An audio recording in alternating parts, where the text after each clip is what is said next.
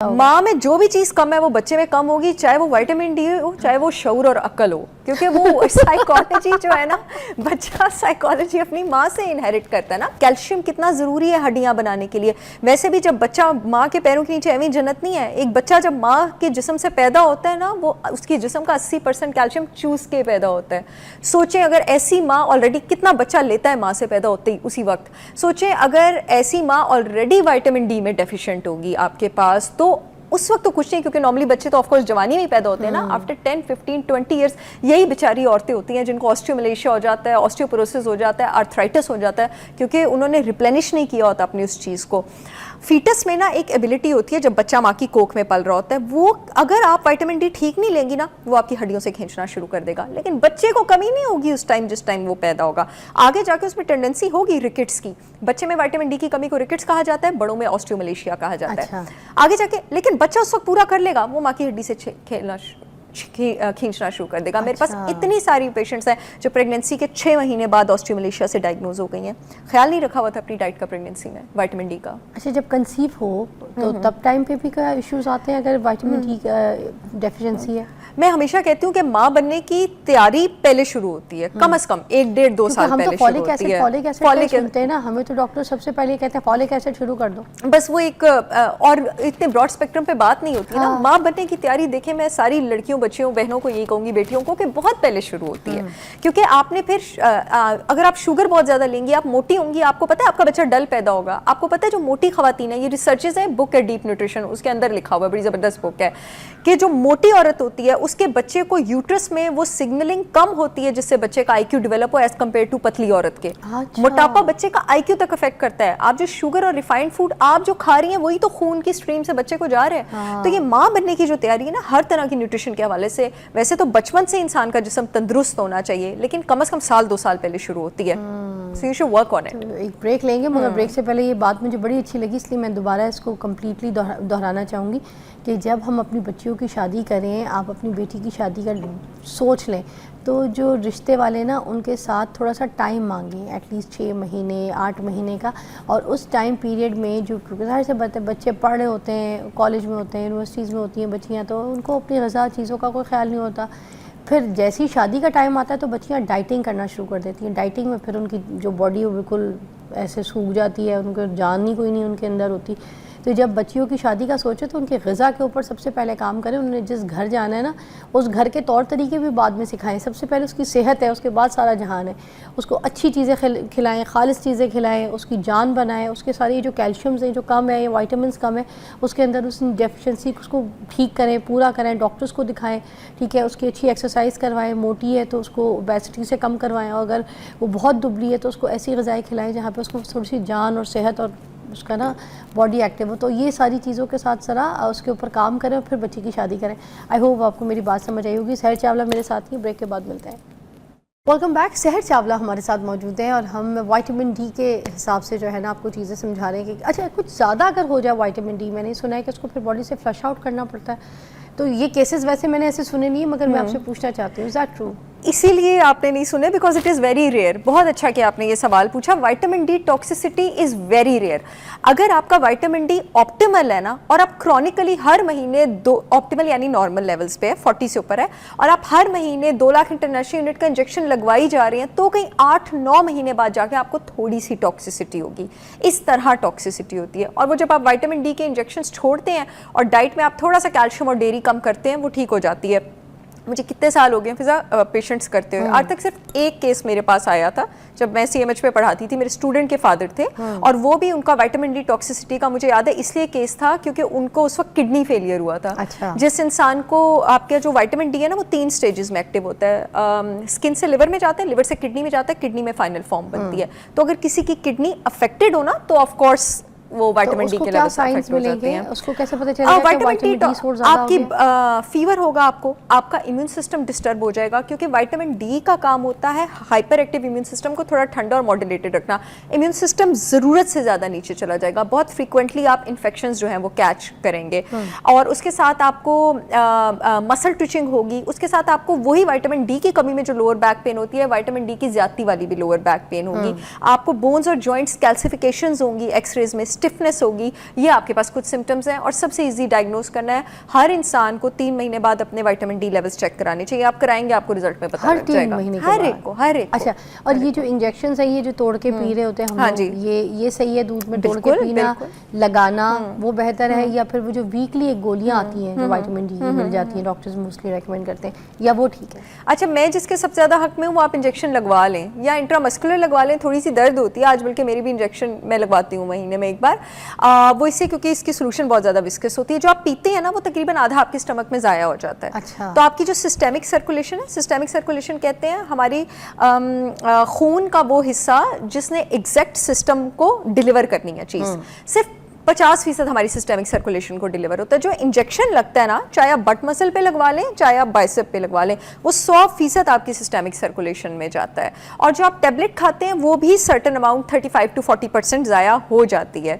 तो टैबलेट खाना और पीना, अगर आपको इंजेक्शन से बहुत ज़्यादा डर लगता है तो फिर ये कर लें। अच्छा। अदरवाइज इट्स बेस्ट कि आप महीने में एक इंजेक्शन लगवा लें अगर आपके लेवल्स 40 से नीचे हैं तो। वही बात आ गई कि आपने कहा कि 3 महीने के पहले टेस्ट हमेशा करवाएं, है ना। और ये तो आसान चीज़ है, अगर आप किसी डॉक्टर से नहीं भी पूछते तो आपको एक तरीका बता दिया हमने कि अपने टेस्ट को 3 महीने में आप अगर करवाते हैं तो आपको पता चल जाएगा 40 से नीचे है तो इंजेक्शन ले लें, गोली ले लें। अच्छा, आम डाइट, ठीक है, उसमें कौन सी ऐसी चीज़ें हैं जिसमें हमें विटामिन डी का सोर्स मिल सकता है, जो हम खाएं ज़रूर, अपनी लाइफस्टाइल में शामिल ज़रूर करें? और अभी सर्दियां भी हैं तो उस हिसाब से मद्देनज़र रखते हुए बताइए। जिन फिश में विटामिन डी के लेवल्स बहुत ज़्यादा हाई हैं, उनके नाम मैं बता चुकी हूँ, थोड़ी ज़्यादा एक्सपेंसिव है। अदरवाइज नॉर्मल जो हमारे पास रोहू फिश मिलती है टू अ सर्टेन एक्सटेंट, उसमें भी है, या घर का बनाया हुआ पॉम्फ्रेट, रहू, सुरमई, अच्छा है, इसमें भी अच्छा है। लेकिन जो सही हाई लेवल्स हैं वो सैल्मन में है, सार्डीन्स में है, मैक्रिल में है, ब्लैक कॉड में और रेनबो ट्राउट में है। और मैं इसी बार मतलब लोगों को इतना वो नहीं परसुएड नहीं करी, बिकॉज आई नो कि ये महंगे हैं, बहुत एक्सपेंसिव है। अच्छा, उसके अलावा आपके पास डेयरी, जितना भी ऑर्गेनिक फ्रेश डेयरी है, that is a great source. उसके अलावा अंडे की जर्दी में ये कुछ हद तक मौजूद होता है। उसके अलावा आप किस कुकिंग मीडियम में अपना खाना बनाते हैं, वो भी इस बात का तयन करता है कि विटामिन डी कितना एब्जॉर्ब हो। देसी घी सबसे ज़्यादा हेल्प करता है बॉडी में विटामिन डी को एब्जॉर्ब करने में, क्योंकि देसी घी सैचुरेटेड फैट है, देसी घी और उसके बाद नारियल का तेल, जितने भी सैचुरेटेड फैट्स होते हैं ना, वो विटामिन ए, डी, ई और के को बेहतर जज़ब होने में हेल्प करते हैं। उसके साथ जनाब आप दही या घर का बना हुआ, या अगर आप ग्रीक योगर्ट लेते हैं, that is a great source of vitamin D, वो भी आप ले सकते हैं। आहा। और फलों में? फ्रूट्स में नॉर्मली आपके पास विटामिन डी, फ्रूट्स और वेजिटेबल्स में विटामिन डी नहीं होता है। अच्छा। फ्रूट्स और vegetables are a great source of magnesium, potassium, कुछ विटामिन सी आ जाता है, कुछ विटामिन ए आ जाता है। मैग्नीशियम की भी इंटेक लेनी है, मैग्नीशियम भी लेनी है, green leafy vegetables and dairy for magnesium, and nuts and seeds, उनमें भी मैग्नीशियम होता है। और ये जो मोरिंगा वगैरह होता है, इसमें भी तो मोरिंगा वगैरह जो होता है, मोरिंगा में मैग्नीशियम होता है जबरदस्त, मोरिंगा में आयरन होता है, मोरिंगा में फास्फोरस होता है, मोरिंगा में कैल्शियम होता है, मोरिंगा में जिंक होता है। Moringa is a super food, हमने इस पे बात भी की थी। वर्ल्ड हेल्थ ऑर्गेनाइजेशन अब मोरिंगा को सुपर फूड कहती है, नॉर्मल फूड नहीं कहती। तो बस हम जब विटामिन डी के सोर्स को पूरा कर रहे हैं तो उसमें हमें मैग्नीशियम को लेना बहुत जरूरी है। ऑर्गन मीट्स में भी होता है कुछ हद तक विटामिन डी, ये जो कलेजी गुर्दे वगैरह होते हैं ना, खास करके बकरे की, इसमें भी होता है। कुछ लोगों में ना जिस्म में थकावट रहती है, सुस्ती रहती है, कमजोरी रहती है, वो लोग ये कहते हैं कि जब हम ये इंजेक्शन पीते हैं विटामिन डी के तो हम एक्टिव हो जाते हैं। तो क्या विटामिन डी एकदम से इंसान को उस तरह से एक्टिव करता है जो लोग कहते हैं? एब्सोल्युटली जी, एक सिंड्रोम है क्रॉनिक फटीग सिंड्रोम, जो होता ही आपके पास विटामिन डी की कमी से है। हमारे जो जिस्म की पावर फैक्ट्री है ना, माइटोकॉन्ड्रिया, यानी हमारे जिस्म के हर सेल के अंदर एक छोटा सा कारखाना लगा हुआ है जो एनर्जी का सिक्का बनाता है, जिस सिक्के को एटीपी कहा जाता है। आपके पास ये एनर्जी का सिक्का बन ही नहीं सकता उस कारखाने से जब तक विटामिन डी ना हो। जिन लोगों में विटामिन डी की कमी होती है, हमारे जिस्म की जो एनर्जी का सिक्का है ना, जो हमें रिवाइटलाइज करता है, दैट इज एटीपी, उन लोगों की बॉडी में आपके पास एटीपी नहीं बन सकता, इसलिए आपके पास क्रॉनिक फटीग सिंड्रोम हो जाता है। और जिन लोगों को क्रॉनिकली फीवर रहता है ना, अगर मेरे पास कोई फिजा है, जो फौरन 3 में उनके टेस्ट करवाती हूँ, एक मैं B12 करवाती हूँ, एक विटामिन डी करवाती हूँ, एक मैं CBC करवाती हूँ, देखने के लिए कि कहीं खुदा ना खास्ता कोई खतरे की बात तो नहीं है, वाइट ब्लड सेल ऊपर नीचे तो नहीं है। विटामिन डी जो है ना, अगर बहुत अरसे तक कम हो तो आपके दिमाग का एक एरिया होता है हाइपोथैलेमस, ठीक है, वहाँ पे आपके पास रिसेप्टर्स होते हैं आपके पसीने को कंट्रोल करने के लिए भी और फीवर को कंट्रोल करने के लिए भी।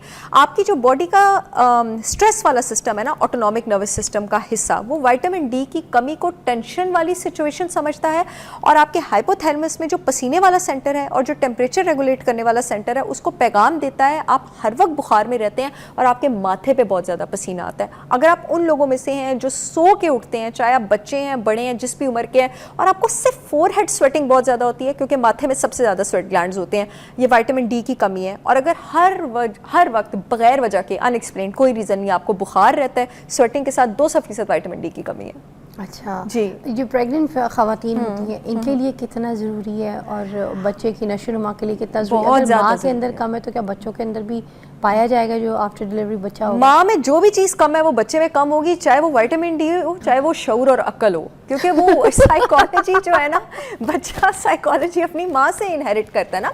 विटामिन डी का काम होता है कैल्शियम को एब्जॉर्ब करना। कैल्शियम दो जगहों से एब्जॉर्ब होता है जिस्म में, एक किडनी ट्यूब्यूल से, गुर्दे से, एक आंतों से, इंटेस्टाइन से एब्जॉर्ब होकर उसे हड्डी की तरफ जाना होता है। कैल्शियम कितना ज़रूरी है हड्डियाँ बनाने के लिए। वैसे भी जब बच्चा माँ के पैरों के नीचे एवं जन्नत नहीं है, एक बच्चा जब माँ के जिस्म से पैदा होता है ना, वो उसकी जिस्म का 80% कैल्शियम चूस के पैदा होता है।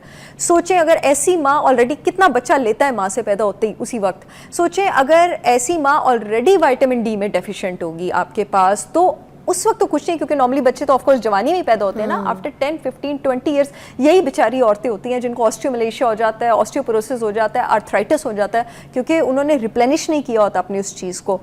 फीटस में ना एक एबिलिटी होती है जब बच्चा माँ की कोख में पल रहा होता है, वो अगर आप विटामिन डी ठीक नहीं लेंगी ना, वो आपकी हड्डियों से खींचना शुरू कर देगा। लेकिन बच्चे को कमी नहीं होगी उस टाइम जिस टाइम वो पैदा होगा, आगे जाके उसमें टेंडेंसी होगी रिकेट्स की। बच्चे में विटामिन डी की कमी को रिकेट्स कहा जाता है, बड़ों में ऑस्टियोमलेशिया कहा जाता है आगे जाके। लेकिन बच्चा उस वक्त पूरा कर लेगा, वो माँ की हड्डी से खेलना खींचना शुरू कर देगा। मेरे पास इतनी सारी पेशेंट्स हैं जो प्रेगनेंसी के 6 महीने बाद ऑस्टियोमलेशिया से डायग्नोज हो गई हैं।